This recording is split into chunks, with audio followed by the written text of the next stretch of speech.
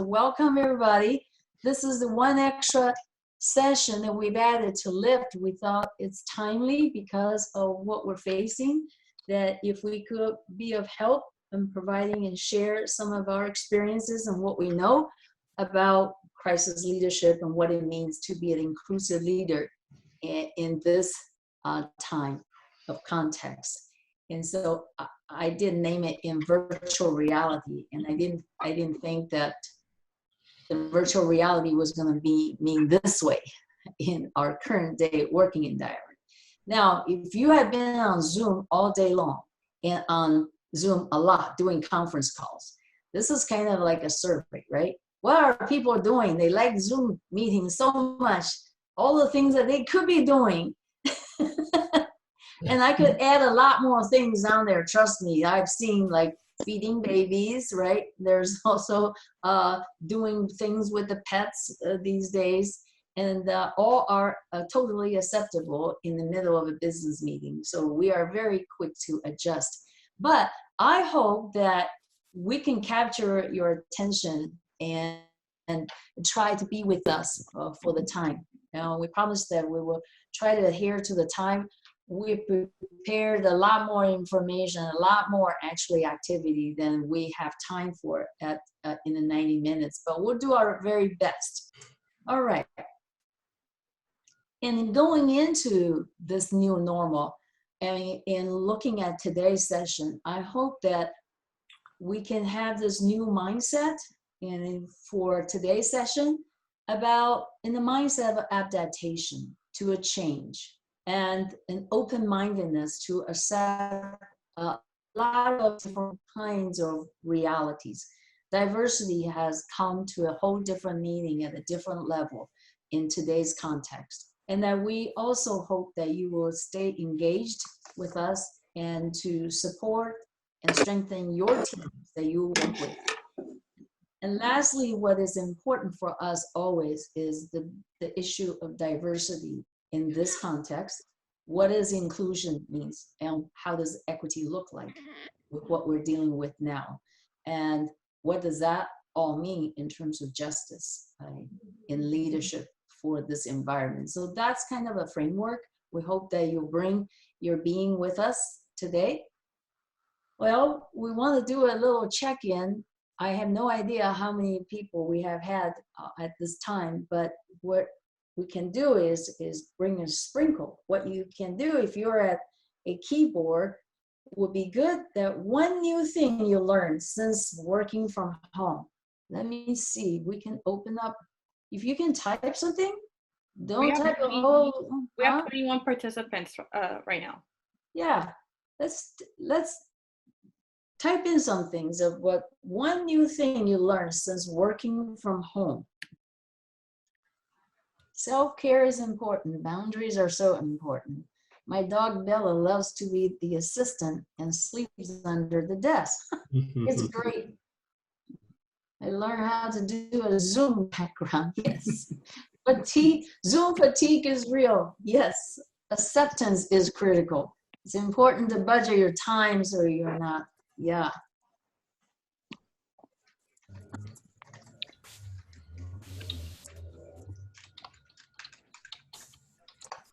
Work-home boundaries. That is good. Anything else new you have learned since you work from home that you care to share? Adequate sleep is a must. Hopefully you're getting more sleep. The mute button is crucial when kids are in the room. Yes. Ha ha ha. And I learned to use virtual reality so husband could walk behind me and nobody sees him. That's good. Learn to do things at the same several things, multitasking. Okay. Well, keep them. Be careful that you distinguish what you wear. I'm sure in your Zoom meetings, your daily attire, your top, it doesn't match the bottom, right?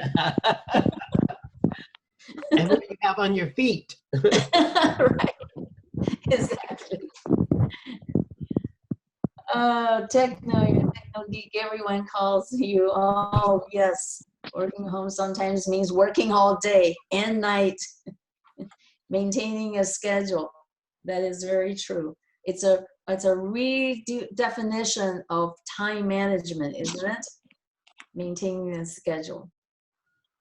Well, I have learned so many things since that work, and it caused me to really reflect on so many levels, right? I'm sure all of us are doing the same thing, that as the world changes, sometimes there is a disconnect between the familiar home environment inside and outside, the internal and the external, and also my internal self and what is going on with adjusting to the change to my external self and still working at the same time with others on the same matters that life goes on. So thank you for checking in. All right, now, so as the world changed, our topic, of course, is leadership. So we're thinking about what crisis means in a leadership. And I brought up two quotes for us to ponder about. The test of leadership is really how well you function in a crisis situation. It seems like crisis brings out the best and the worst part of us in so many ways. And that is not any different when it comes to leadership, that it's time of crisis that good leaders emerge. You really see how they behave when people are calling to their leadership more than ever. So this is a perfect time to study leadership in so many different angles from the 360. I can't think of a better opportunity to really look at leadership in under the magnifying glass in a very intensive way. Today is about, we're talking about crisis leadership. So how do you deal with a crisis is very different from how I deal with a crisis. Everybody is at a different state, right? And so when the same thing has happened, the situation is the same for everyone, but how do we react to it? And when I say situation is the same, I mean the external one. But then internally in every home, the situation is different. Someone could have lost a job. Someone could have elderlies like myself. My 95-year-old mother is my primary concern and my mental load in this crisis. And I thought about, if my mother is not here, how I will react to this situation will be very different. And this has been linked a long time ago in terms of different, where you are in this reaction and how you're dealing with the crisis yourself. I think that's the first thing, right? As leaders, we talked about it in a lift ad nauseum, is to know yourself, is to know how and where you are in dealing with this particular crisis. Like this cartoon about the recession. And this is not any different from the grief stages that we really do still have. I talked to someone last week, is still in a denial stage. So whatever that may be, it depends on how we are dealing with it. Where's our emotional state? You could still be in denial. This isn't happening, and there's some conspiracy theorists still think it's some sort of a hoax. And this is the honest truth. Or you've already moved on all stages and you're at the acceptance and thinking about how you are actually planning and dealing with it. Of course, this is already not yet, didn't happen yesterday, but we still have people who are in the anger stage for whatever reason that they're angry about. Angry what's happening to them, they lost the job, angry about their inability to connect, angry about not being able to have the freedom that once was enjoyed. And we also see people acting out of the panic. That's my analysis on the toilet paper, okay? That must be from some sort of a panic attack about that. And then the calming. There are those I have met and come in contact with on Zoom that they really have that calmness about how they are dealing with this. And I've also have seen the people that have this total collapse, that they are so stressed out from so many things coming at them at the same time, from home environment, work environment, the mental load that I was just talked about, that they are having a real hard time dealing with these situations. So we're at different places of our circumstances in dealing with it. However, when it comes to leadership, that's a different story. We also see how leaders are manifesting their leadership behavior and reactions when it comes to times like this. How a leader is behaving, modeling their way, or some leaders at the beginning stages were in the denial stage. You can see worldwide.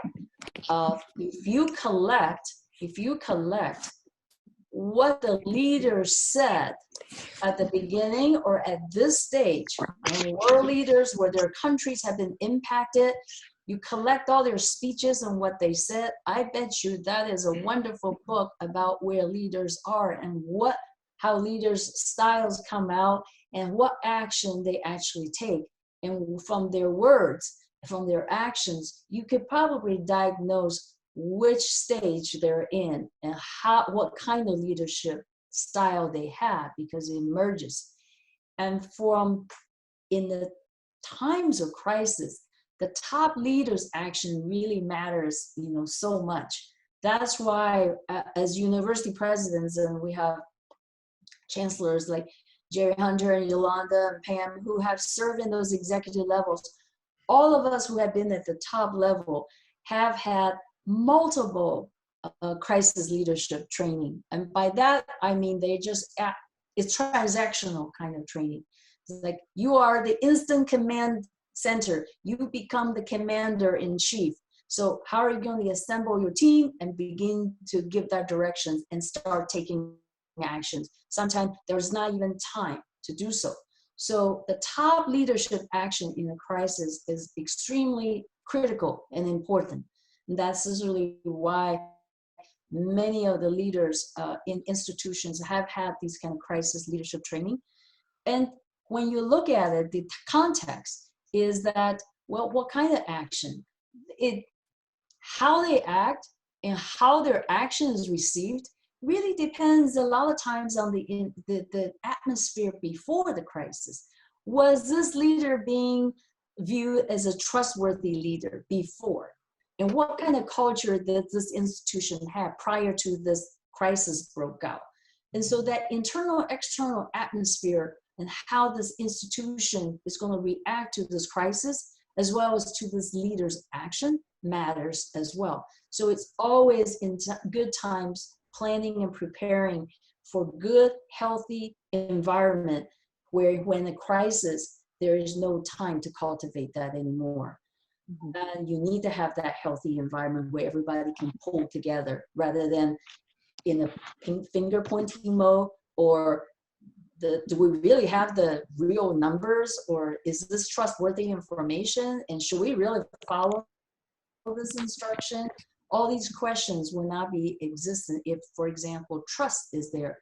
And also whether it's an individual reaction versus an organizational reaction in a time of crisis. That's the kind of a contextual intelligence that I'm talking about that matters in how you evaluate and how you absorb and how you execute, crisis leadership actions. And there's preventive and elimination measure. Preventive is all the things that we should have been doing in preparations for, right? What are those measures way ahead of time versus elimination? We're trying to be the elimination mode right now, eliminating and controlling this crisis at this moment. And it's much better in the elimination phase, what you can do and should be doing and end up doing has a lot to do with what kind of preventive measures you've taken in the first place in preparing for a crisis like this one. And from all the literatures and from all the experienced ones, I kind of culminated in three major action. And that is, what action is it?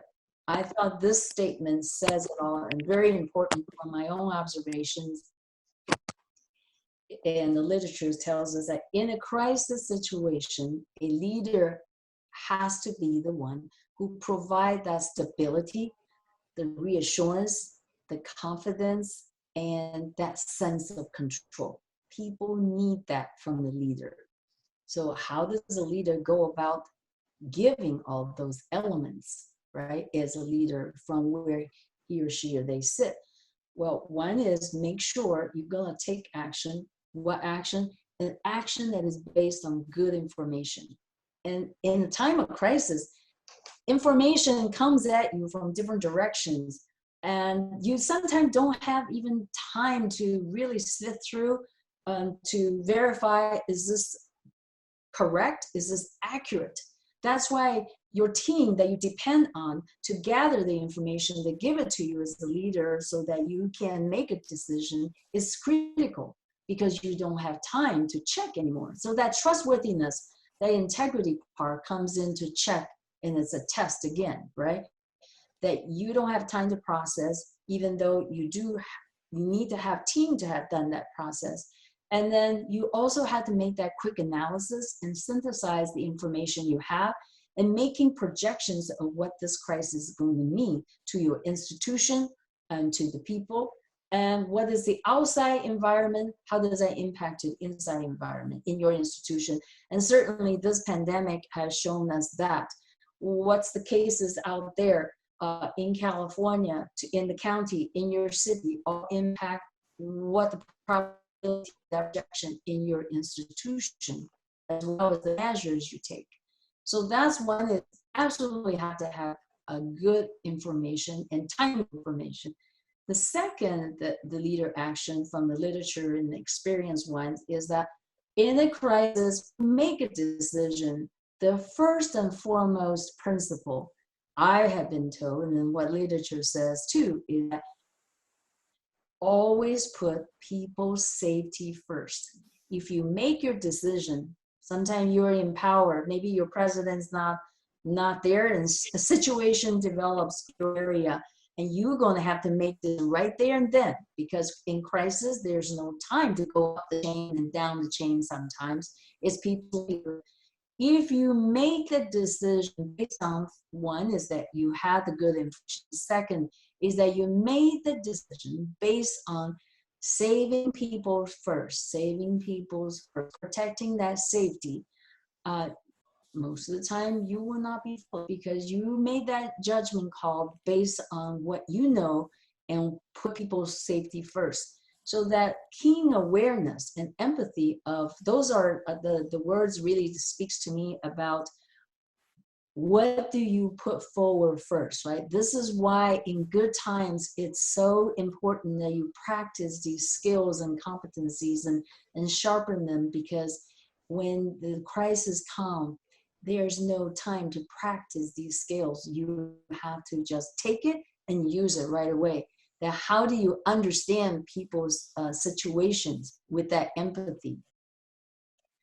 The organization, how do you execute and organize teams, and then being able to say, you go there, because there's no participatory governance when there is a crisis. You have to act and act fast. So all of a sudden, you have to take command of the situation, and then making those very directive actions that I'm talking about. And the other thing is, I think the value comes to play. What is important to you in a crisis? Well, academic standards, we're having that discussion in our department. Do we still hold the students to the same standards, or do we look at what situations students are realistically facing and balance between that? So when you put people's safety first, there's the environmental, physical safety, but don't forget, there's also the emotional side of that safety. At which point is the student, this particular student and staff, is at a breaking point. And that's also safety as well. So there's all different aspects of people putting people first. And the third thing that I learned is that the direct and decisive fast action that you must make.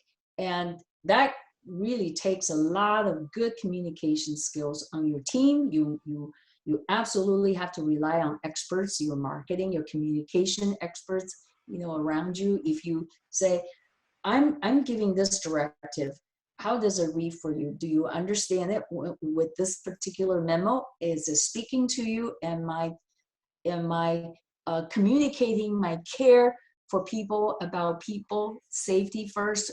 And do I have also the right message about what people are to do right now without any question, what is important? And so it's that decisiveness and also the convergence, because you have a lot of things going on, but you are the ones going to have to converge to a very decisive, clear direction. This is what we're going to do. Because you can go this way, this way, this way. But right now, with the information and putting people's safety as a first consideration, this is what we're going to do. And communicating it well and clearly. And of course, every time you make an action, then there's things happening. This is what happens. So we evaluate, just like right now, our national, county, state government are looking at, okay, we've made directions about, shelter in place. And then now some places are saying, you must now wear a mask. All these things that come into play. Progressively, there's new directions coming in. At the same time, you've taken an action. You said, what is the aftermath? Are we doing better a day later? Are we staying the same? So constantly evaluating is also an important decisive action. And then make the changes, whether it's a policy or a practice. So in the last 4 or 5 days, I was trying to find PPE from China, sourcing PPE for the hospitals here. So they're asking me to mobilize all my network, looking for whatever, past a mask, N95s, K95s. What I discovered is that, my goodness, because of the existing policy, they got masks, but they can't come out of China. And then we have the problems importing it here. We have standards, policies, it can't be broken. So we're at a standstill. We have lots of supplies. People want to make it available, but here we have policies. So how soon was that policy changed? So for this one I was working on, it came like, the middle of the night in April 4th. And where if that policy was talked about and discussed, what do we need and what policies need to be changed now so we can clear the way to make sure that, mitigation measures and supplies and whatever it is that can come through clearly. This is a perfect example in my own personal experience just in the last few days about policies in a crisis that was not dealt with early enough, that prevented a lot of the protective gears coming in to our hospitals and to our medical staff. So that's a real quick, if you can just remember these 3 things, that it's a lot that you have to deal with already. But there are many other things, right, on the detail level that I'm doing not so good on my cursor here. So, but we're talking about a lot of things, and what we put down here, and I'm going to go through it, and I'm going to ask Yolanda and Pam and Jerry to chime in as well. If there's anything you can add, please don't let me do a solo here. Is the framing the message, going back to that very important quote about the leader, whether you're leading just 2 people or you're leading yourself, talking to yourself, or your family needs that, your children need that, your team needs that, your students need that, is that in a time of crisis, it's that force of calm, it's that trust. The calm we have always practiced, right, as leaders. The duck is calm on the top, but it's pedaling like crazy on the bottom. So, but people need that calm, and they need to trust you. And at the last minute, building trust, it's hard. So always make sure you have savings in trust, built up in the bank. And this is the time you absolutely lean into your strength. and having a control over the situation. It's so important. How do you do some of those things, right? And I was saying that these come from a lot of discussions that people have had. So be present and be a leader. We had a class and one of the students said, I asked him to give me leader behaviors of all sorts that they experience. And you can think about it, your own leader behavior as well as a leader that maybe it's at your institution or your experience. What are some of the issues and what is the leader's behavior telling you? What does that equal to? Well, one of the ladies says, my president has not sent out one single message. Not one message. The vice presidents did for their own areas, but not one message has been out directly from the president's office. And she says, everybody's saying, we need to hear from you. You need to hear from. So the leader is, one of the things keeping calm is be present and be a leader. That's the place when you stand up and be that positive spirit, right? Keeping people's spirit up, because it's so easy to be so depressed. And so keeping the spirit up, it doesn't mean that you're giving people false hope. You still have to give people reality picture with accurate information. And this, back to this president being present and communicating messages, is that president has to come in all different forms. It could be a video. I've seen presidents put out their videos, talk to their students. So these are all very effective. But it needs to be just not one. Throughout this entire crisis, continuous, clear, active communications from the leaders. And if you're the leader, so the president may be communicating, right, to the institution, but how are you being the leader of your team? Are you giving continuous, clear, and active communications to your team? So it's a trick. And expect uncertainties by surprise and be prepared to do some instant changes, because in your department, in the crisis, you may not have time to check up them because it may be a life and death decision, honestly. So you have to make that instant decision sometimes, empowered to do so in a crisis. Many things have been waiting, as that you have to make that instant change for your team. And I said empathy, because some people are having problems with people's expressed anger, or they just can't get a hold of themselves. They're in pieces. I've heard someone say, I just want to slap my husband, like, get it together. I need you to be the man in the house right now. And she doesn't understand, like, he's in a different place. So have that empathy for people who are dealing with this in a very different way, of different reaction. You know, that husband may be worrying about, if my job is lost, my entire family collapse. So you do not know what they're dealing with internally as well. So have that empathy button turned on. And this, for us, we are Jedi leaders, just equity and inclusion, and facing the diversity that we're facing is really, in times of this, I say recalibrate that lens again, because it's not seeing the same thing again. And we're going to challenge you today about looking at that a little bit.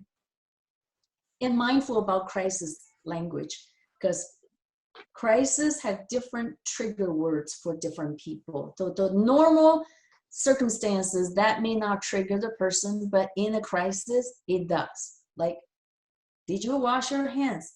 If you ask me that one more time, I'm going to choke you, right? So these are different triggers are happening, positive and negative triggers, and hopeful or hopeless triggers for people. And composure as a leader. So we're not talking about follower behaviors, okay? We're talking about you as leaders, that composure, your composure as a leader translates to what we were trying to achieve, the confidence, the calm, and the collectedness of it, of leadership that people are really leaning on in the time of crisis. And delegate opportunities for heroism is that someone said that being IT on the IT, being called upon all the time, well, in everyday life, you may not be thought of or think of it as, put you on the high pedestal now, the IT folks. But this is the time when you be mindful that perhaps there are many unsung heroes, many opportunities for those that would not have really stood out. Give them the opportunities and celebrate their hero, and give them their shout outs for their expertise, for that extra little thing they did for someone, for the initiative they took just because they saw this needs to be done and jumped in there. This is the time where you as a leader, don't forget those heroes behind the scenes, and really do our symbolic gestures of celebrating them and really make them stand out. And you demonstrate the care for people, even just by celebrating them and checking in. And I talked about this already, the revised policy and practice, adapting to speedy changes. We saw many universities very quick to adapt changes in policies, right? Harvard took one of the very proactive moves, and I read that on the Chronicle very early in March, that we are going to do pass and no pass. And what that does is imagining the impact to students, what a relief it is that, okay, I'm not worry about this. So because of this pandemic, we are in a different environment.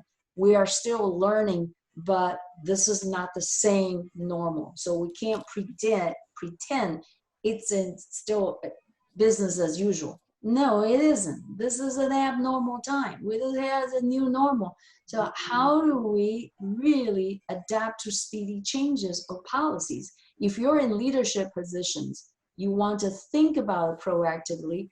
And if you're not in a position to make that policy, my goodness, absolutely make the recommendations to the leaders who can empower whoever to make those speedy changes, whether it's for students or for staff, all of that.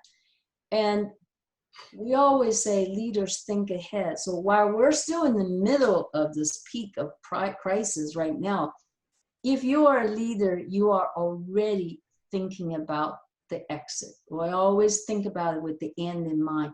When this is over, how can we help students? How can we help our staff? How can you help your team get back to a whole different normal? We will not be able to get back to where we were before, where we left.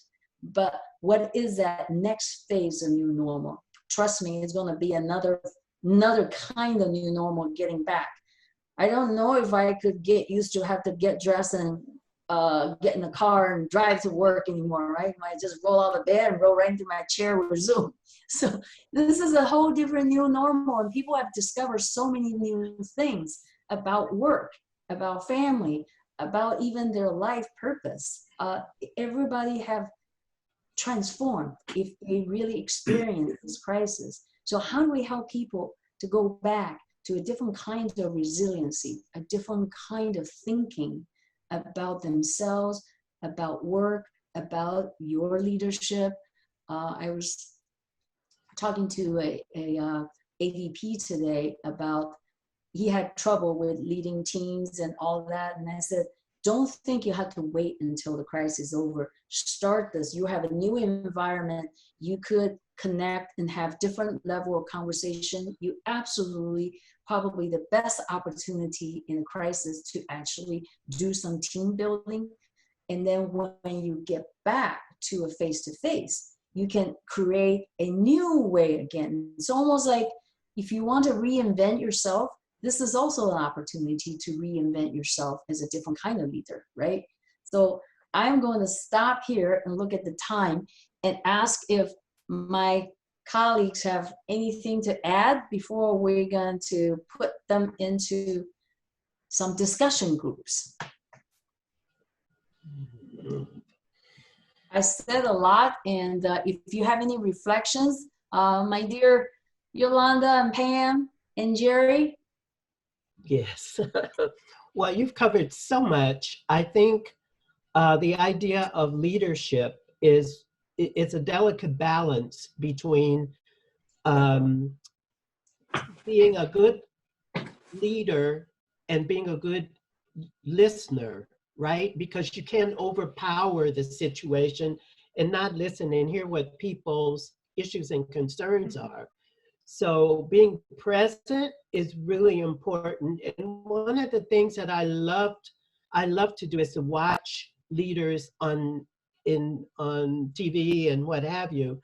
And those leaders who step up and sort of frame the issues, but then step back and let people who have the knowledge and the expertise help calm the people, I think are some of the best leaders because they understand what their role is and how to be the best leader in particular situations. And that's what I think being present means. It means being able to step up and step back, step up and step back, and know when to do that, and know when to call on other people's strengths. Absolutely. The wise brother of mine, Jerry, you Yeah, always have something always profound to say that I can never think of. I think that's because I always agree with you. That's why it's profound, right?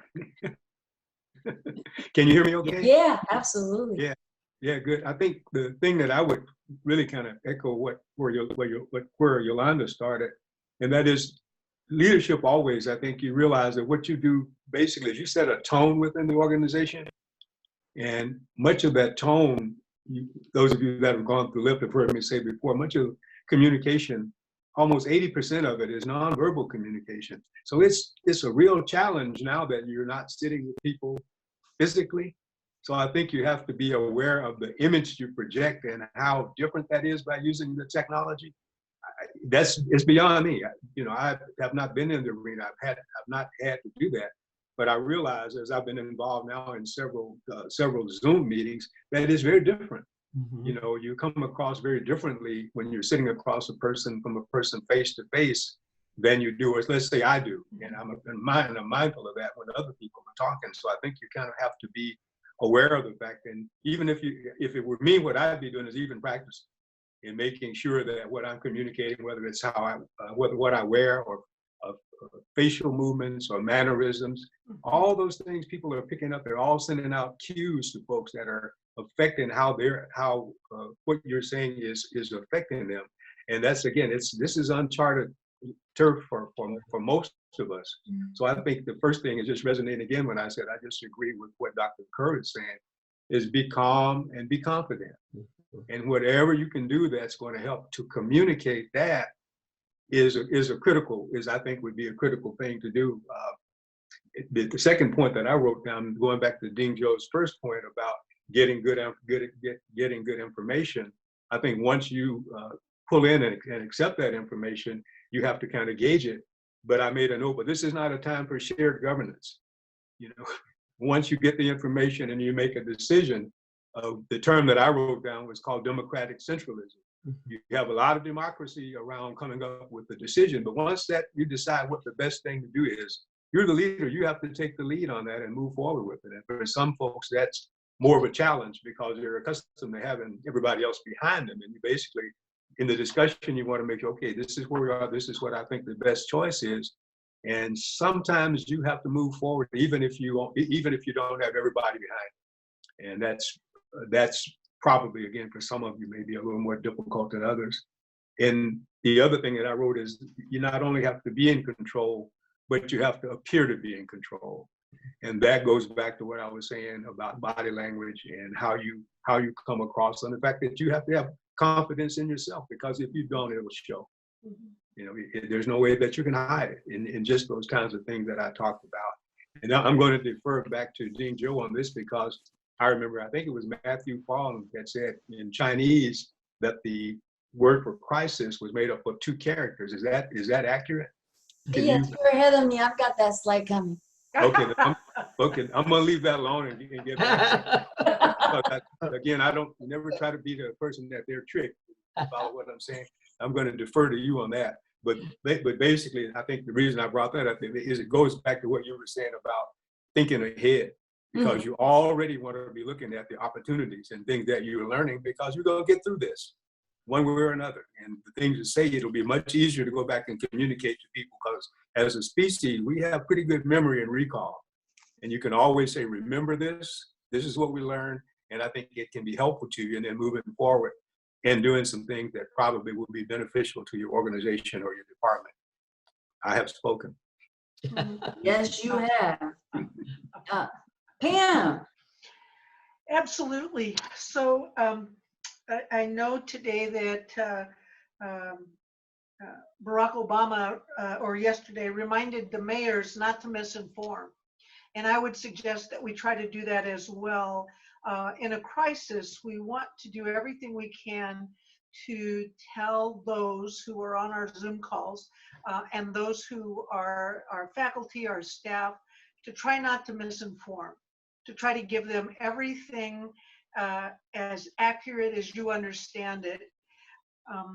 Because I think that's really important, to not have a variety of ideas out there if the college is going in one direction. You want to not misinform.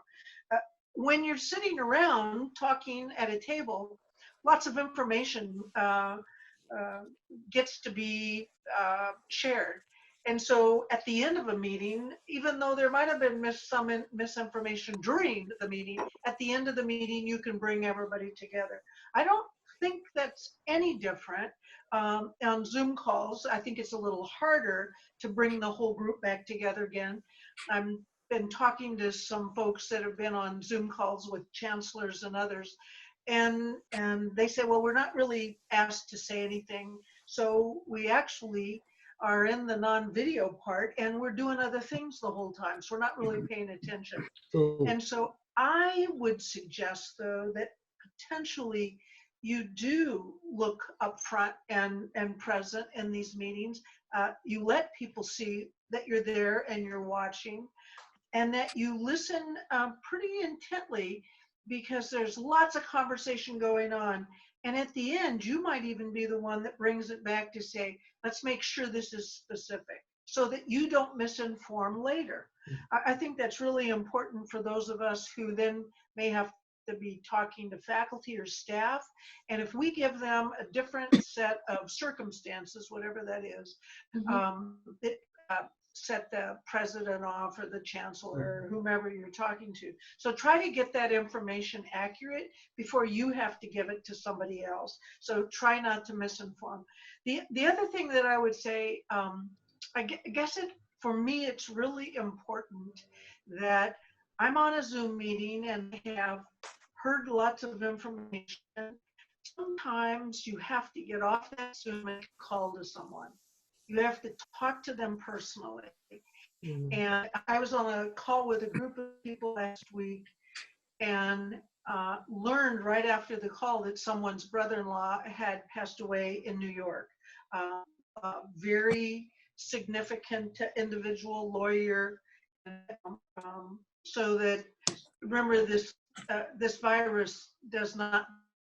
And so I changed the way I was going to talk to them next, and I got on the call with this person, and we just talked about it for a few minutes, because then she was able to articulate what she was feeling and how she didn't want to tell everybody else on the call. So, and that happens in our own lives, in our offices. You know, somebody comes in and says, I want to tell you something, but I don't want everybody else to know.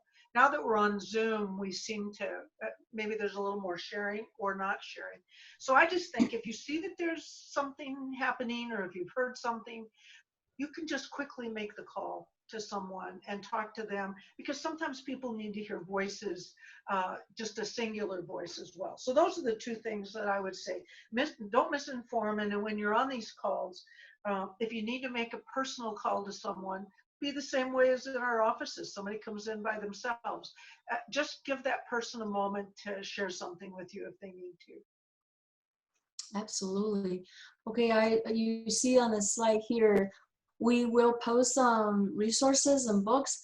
My recommendation is that it's really good to read about crisis management in the middle of a crisis, because then you can learn the next time it happens. And then it's always good to have those knowledge base. You not necessarily have the skills, but you should know what it is that you should do. Some basic recipes about crisis management. You shouldn't have a blank on, I do not know what crisis management is. So that's why we'll put some resources up on the resource bank and let you know. Okay. So I'd like to break into groups. Not quite yet, Myra. So I wanted to share this one. Here you go, Jerry. This one's just for you instantaneously. Here. See? So the wisdom of Chinese, I have no idea who devised this, but the wisdom, ancient wisdom of my ancestors, oh, sorry, that was I'm sitting next to my landline phone, is that the word crisis in Chinese is made up of two characters that you can see. One on the left is danger and the other one is opportunity. It's only when those two words combine, it means crisis. And it's absolutely so true that while one thing is you're confronting danger, but on the other side of it, you absolutely cannot miss the opportunity that what the crisis is presenting to you is basically, and I've seen evidence of this over and over and how true it is. So what I like you to do is really using this two sides, the yin and the yang, right? We Chinese always the yin and yang, the two sides of it. That think about in a crisis. So what are the support as a leader role? What are the support the people, your people, and whoever the people are in your life need confronting this current danger? Thinking about it from the danger perspective and how you as a leader, what kind of support can you provide to people who are facing this kind of danger today? And then secondly is that we really have to think about what are your new surprising opportunities that maybe you haven't thought about as you think about your own leadership roles, that what opportunities present itself to you in this new opportunity. It may be for your program. It may be for the way that you manage operation. It may be opportunities that happens in your team. So whatever they may be, I'd like you to just spend a little brainstorming. How about, I would say, what time is it I have? I would say about 10 minutes, then that would put us a little bit, 3 minutes after 6, and you'll come back. Let me move on so we will, okay. I just want to kind of move you into this inclusive leadership for diverse team in this new virtual reality. I think it's even more important now that we're all distributed, wherever people are, the students and your team, that we are even more mindful about how to practice inclusive leadership for diverse teams in this kind of a new reality. And I put down some pointers in terms of how you think about inclusiveness. And that is, first is you're being mindful of it, right? If that inclusion is always on the radar for you, and that you absolutely really intentionally design. I think I've said this before, nothing happens by accident. If you are a good leader, you're constantly a designer. And designing situations, designing ways in which that you making sure that everyone is included, and that you do it, put in your own passion into it, so that genuineness, that authenticity, that energy that you have, the care for people you have, is melded into the passion part of it. And we just put a sprinkle out there for you to think about in terms of we're using mindfulness, design, and passion to be an inclusive leader in this time of our lives under the current circumstances, is that absolutely don't count on people to tell you what they need. Really being the proactive ones, assess the needs and challenges, what the last discussion we're talking about. What might you need for me to support you better to do your work, because their home environment may be not conducive, and there's limitations on schedules and all of that. So do you know your team's whole story on their current situation? Some of them may not feel comfortable enough to tell you. How do you really genuinely find out? And know yourself and know your team. That's their technical competencies, their personalities, right? Where they're at in dealing with the crisis and all those sorts. And people's working style. The extroverts are having withdrawal issues right now, right? And Wait, let me turn the mic the off. introverts are like, hallelujah. So everybody's at different places, and how do you keep this intact? And of course, when you have remote teams, the clear expectation, what can you realistically expect? You know, have you loosened up your boundary? Have you lowered your standard? What is it that is reasonable now for you? That clear communication is really important. And what is equitable in this time of stage? Because people's jobs are impacted even with your own team. Some people who provide direct service can no longer do that. So what does the equity look like now? And what are the verifiable things you really do? So I also said establish a new routine for yourself, for your team. I just talked to a manager today. She says, we never met once a week. But yeah, she said, as a team, we never met once a week. But in this environment, we felt that it's important. She said it was important. So that's our new routine, that she never touched base individually on a regular basis. But she says, with my direct reports now, 6 of them, I make sure I always touch base once a week, right? And then a whole team have a meeting. So these are new routines. So what are your new routines for yourself as well as for your team? And work assignments, redesign. How do you co-design? This is actually a very interesting endeavor. When you really make that redesign happening, it's actually quite exciting for some people. Like, I've always wanted to do this, and here's an opportunity. What is it that your team always wanted to do and wouldn't be able to do? But in this new environment, there are things that they cannot do. But then there are also, what's the opportunities here? You can ask that question of each individual. What opportunities exist for you in this environment, thinking about your work, right? What are some redesigns that we can think about? And it's so important to have that mental health checkup. And you also observe. When I used to teach my class, I usually, the first time I go in and I look at every single student's face to kind of like where they're at just by how their face looked and their eyes. And so are you also making some of these checks in their words, in their demeanor, in their tone, all of that? Virtual human engagement. How do you make the contact when we have the contact? How do we make a humanize that, right? I was talking to a manager the other day, and let me give you an example. This manager, I've had a training with her, and she had a picture up, no visual of her. And then when I had a one-on-one session with her, she showed up with a picture again. I said, Jenny, do you have a camera? Because I really need to see you. She said, I don't have a camera. And she leads a team of 10.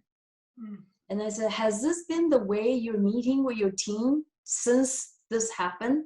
She said, yes. I said, you can't. I'm sorry. You have to have it. The next best thing is they need to see you. Maybe you can see them, but they need to see you. I said, this is the humanizing part of it. So I said, go online, order a camera, simple little order. It could be just $20 camera, but you need to have that if you're going to lead this. And I said, this is not a one-week thing. This is going to be a weeks of thing. It could be months of this. You cannot continue to connect like that. And there are many different things that you do about connections, right? Like I'm talking to you right now, like a news broadcaster. I'm just talking into a camera. But I know that if I don't talk into a camera, I'm not looking at you. I want that eye-to-eye contact with you when I talk. So all these things have different meanings and learning a whole new modality. I had this one manager, I was coaching him, and he had this laptop too. And these are small minor things. And I'm actually seeing his nostrils because where the camera is on the laptop, you know, because I have one of those laptops where the camera is on the bottom. So it doesn't matter how I adjust my laptop, you're seeing that the worst side of, so I bought a little portable camera, just put it on top of my laptop. And so I said, Raul, have you been meeting your team? Because he has a team of about 5 or 6 people. I said, have you been meeting your team online this way? And he said, yeah. And I said, with this laptop, in the same position you're sitting with me right now. He said, yes. And I said, go buy yourself a portable camera and put it on top, or either there or just, or you have another computer. And I said, because when you are talking to me, I didn't tell him about the nostrils. I just said, you are looking down at me and I'm looking up to you. And I said, that's a different effect, right? I mean, the devil is in the detail. He says, oh, I never thought about that. I am looking down at them and they're looking up at me. I say, yes.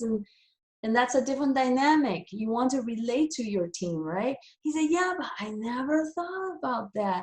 I said, I know we are not used to this medium. So we think about how we are humanizing ourselves in this new medium. How can we make the best connections with your team? And I said, so those are things we were trying to be mindful about, right?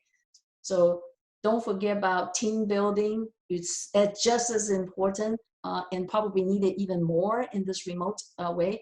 And still do celebrations. You can absolutely still celebration. I just baked the cake the other day and put a candle and everybody sing a celebration together. So there's still that spirit going that we can still do. So it doesn't mean that there's a lot of things you cannot do, right? And so find and collect a lot of new tools. I'm still learning. We're still learning about the different capabilities of Zoom. There are many other tools out there that's powerful. I gotta learn. I was telling Myra, I learned like Miro, the poll you can do to really have participation. So we're gonna get better and better at this because of this situation. We're gonna find new tools that we can use to build teams and make meetings more effective. And there are other elements to what we can do together. So many things we can learn together. But this inclusion part of it is absolutely critical.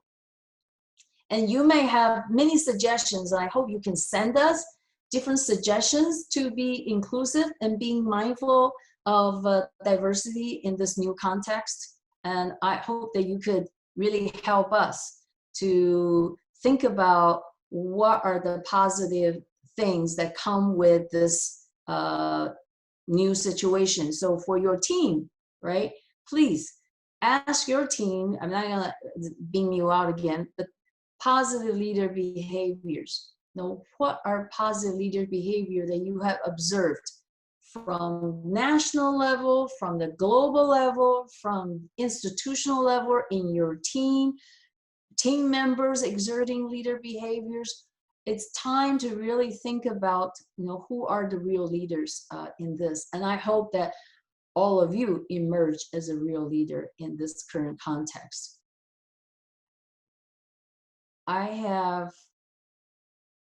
Here's a question that I want you to think about. You can talk about this with your colleagues, is that how should leaders recalibrate this justice, equity, inclusive lens under the current normal?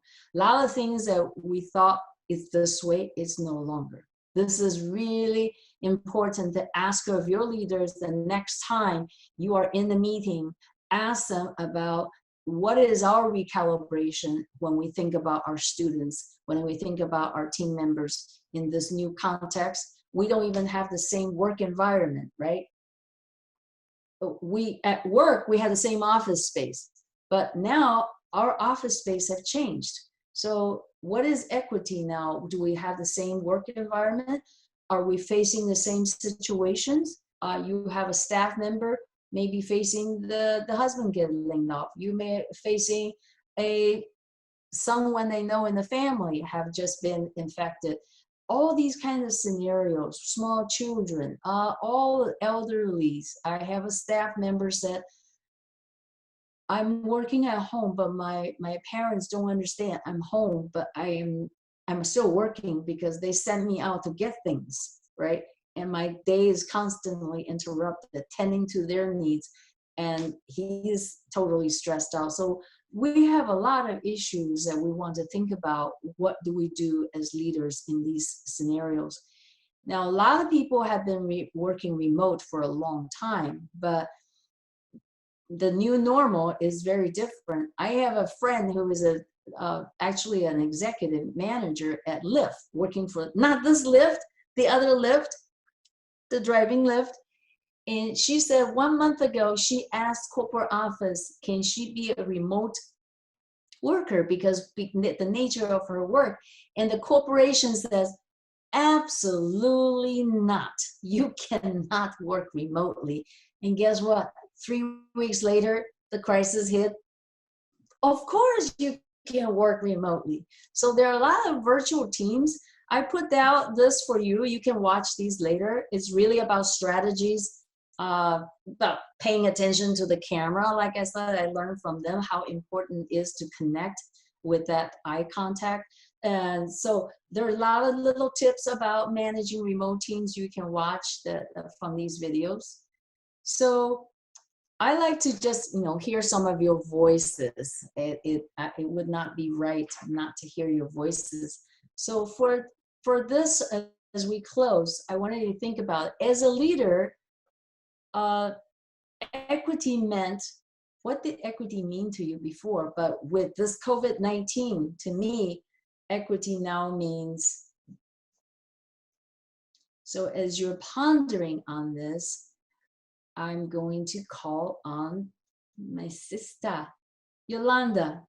I know you always think about equity, always on the top of your mind. So I wonder, because of COVID-19, what are some of your rethinking? So if you can finish that sentence, as a leader, equity meant, and with COVID-19, to me, equity now means, any rethinking, recalibration of that in this new environment? Yes. As a leader, equity meant that we made sure that our students had access to the university. We gave them all the tools they need to be successful in their classes, in the dormitories, in their development as leaders in their clubs and organizations. With COVID-19, equity now means we have to rethink what happens when our students are no longer on our campuses and they have to go home. This is where we see the structural inequalities that our students have. They go back to different kinds of environments. They don't all go back to middle class and upper class homes. They don't all necessarily have access to computers the way they did when they were on campus or in the dorms. So we have to think about students, giving students what they need now to be successful in ways we hadn't had to think about it before. So it means a recommitment.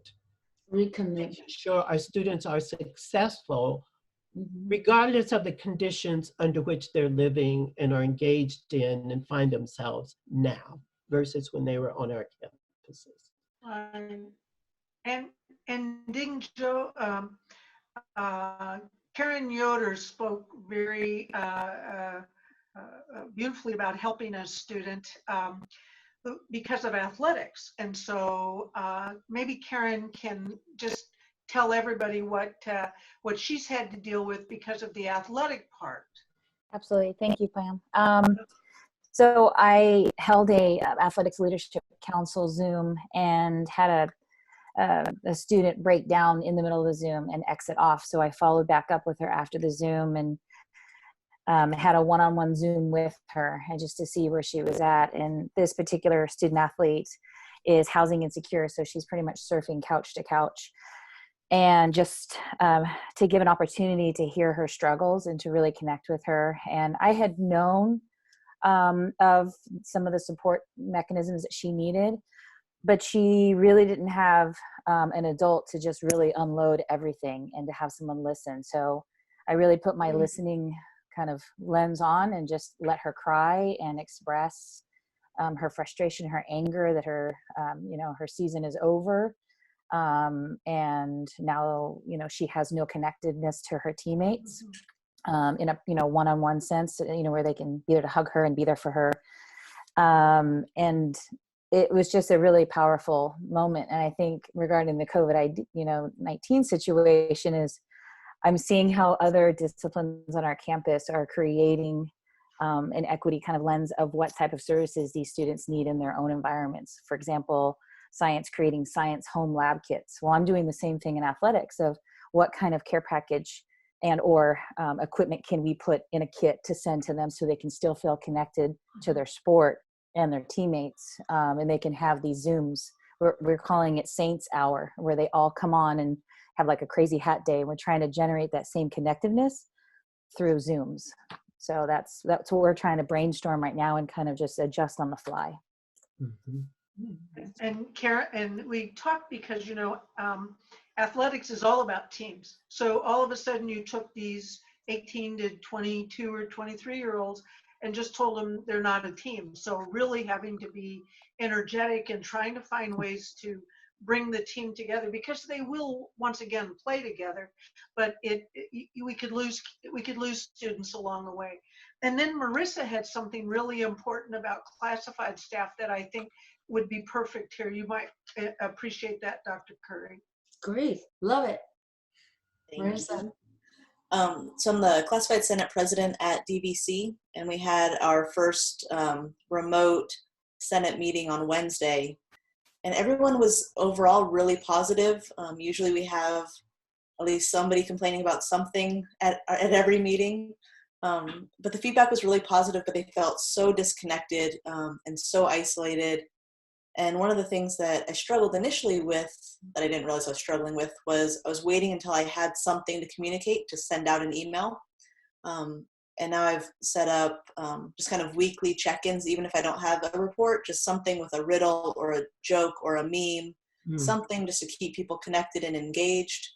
And we're setting up kind of lunch meetings and fun hours and coffee chats.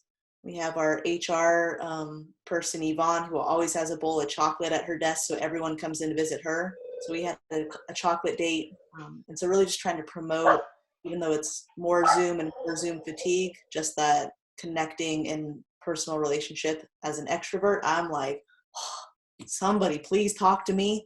So it's good to see faces and people other than my dog and my wife. So I'm thrilled to kind of be connecting with people that way as well. Okay. Who else cared to share some of your thoughts about, as a leader, what equity meant to you and how has this been recalibrated? I'd like to share. Great. So for me, I'd love to think that in the classroom as a faculty member, not much has changed. I almost, because of hearing of things and being in other places in the country, where in Washington specifically. So I kind of was able to anticipate that this was the direction we were going in and put students at ease. In my role as vice chair, I've been more challenged with assisting faculty colleagues. So being the intermediary between students and faculty who haven't published courses, who aren't clear about expectations, and faculty, as you mentioned, not maybe feeling comfortable, competent, or adequate enough to reach out for the support. And so, to hold them in a high esteem, to approach them with sensitivity, to provide, or at least, and the language is important, using the right words so that they don't feel, because I had an email from a secretary that said, I send this message so they don't feel attacked. And I'm like, is that how they're feeling? And I understand it's, this feeling that I can't keep up, and not understanding that we're contractually bound to, continue work, to get the support in the remote transition. And again, these policies are coming out that say we can extend the semester if we need to. We provided mentors one-on-one. We'll pay the mentors, some stipends to give them that level of support. So that's been the most challenges, to be responsive now to both students and faculty in different ways. Mm-hmm. Thank you, Maisha. Who else would like to share your thoughts, reflection?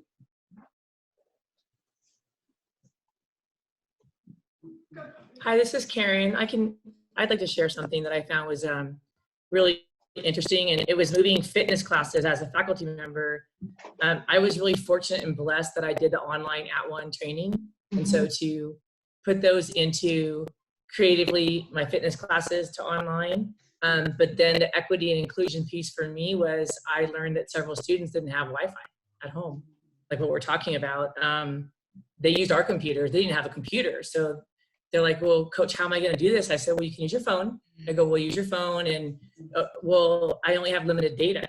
I'm like, oh, that's right. So, just really and being aware of that, and then talking to 2 or 3 of them. I mean, they're in an apartment and they have siblings. Now we have 5 children all online with limited Wi-Fi, supposed to be distance education. I mean, so for me, equity and inclusion is, you're good. If you can't make the Zoom, I gave my cell phone out. I said announcement. I said, here's my cell phone. This is not a time for me to be private.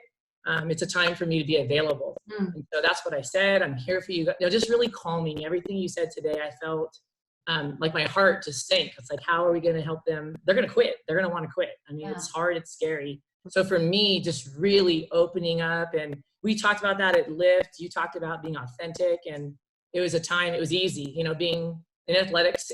I think, oftentimes you're closing gaps all the time. But for me, this one was, I don't know that we were prepared. I don't think we were aware of anyways, the emails I'm getting, what kids are sharing, like, they're not safe at home.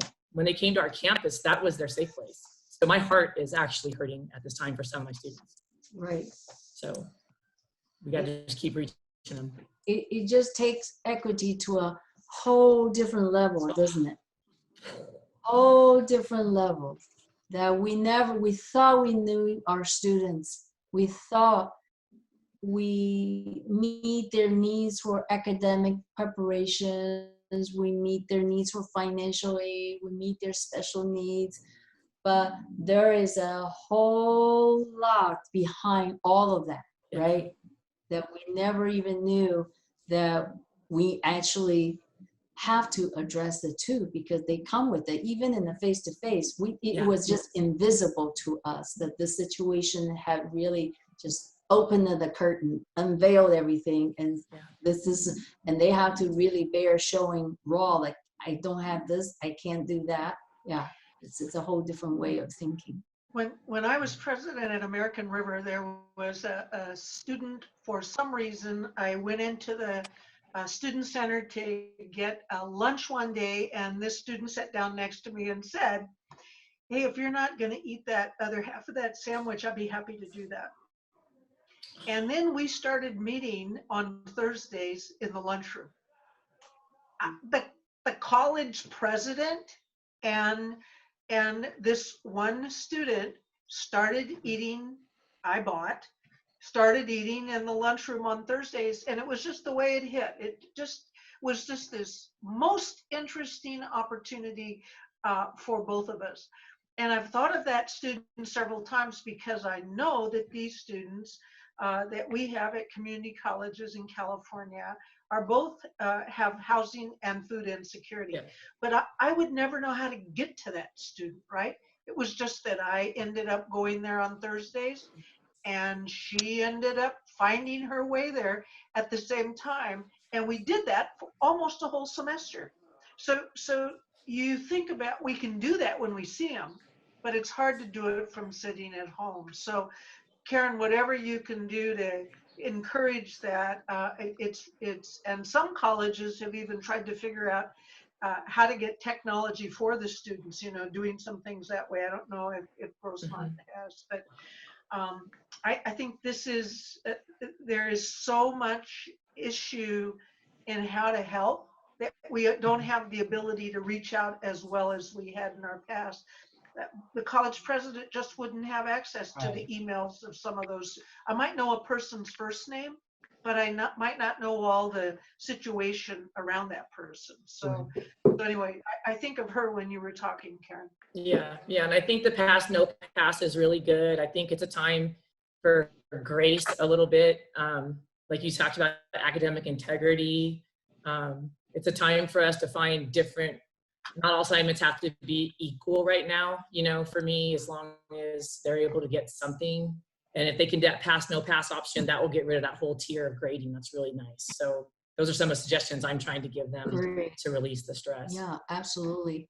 I think as we come out of this, to your point, Dean Joe, what we learned from this about our students and our faculty, to my issue's point, is that we have to be ready for whatever comes next. And it gives us a better understanding of who our students are and who our faculty are and what they need to be prepared and what the institution needs to do to be prepared the next time something like this happens. And to build it into our system so that it's not an add-on, right? So it's not we're scrambling around. It's about, okay, this is what we switch to when we have to. And it's systemic, it's built into the system.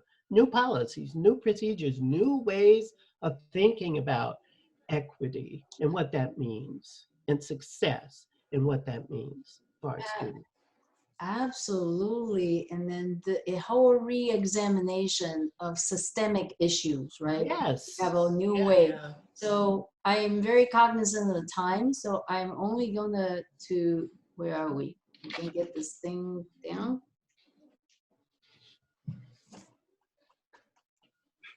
Oops.